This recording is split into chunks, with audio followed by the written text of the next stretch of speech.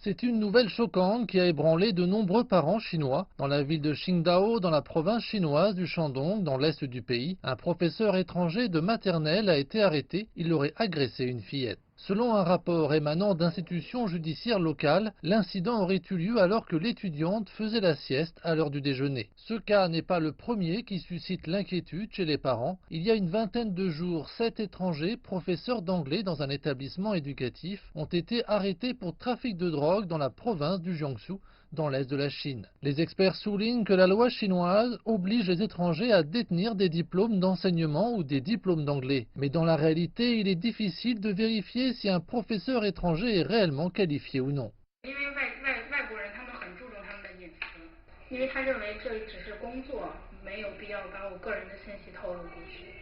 Étant donné l'énorme fossé qui existe entre l'offre et la demande de professeurs d'anglais qualifiés étrangers, de nombreux instituts emploient comme professeurs d'anglais des étrangers sans la qualification requise. Selon le Bureau national des affaires des experts étrangers, parmi les 400 000 praticiens étrangers de l'éducation en Chine, seule la moitié est qualifiée.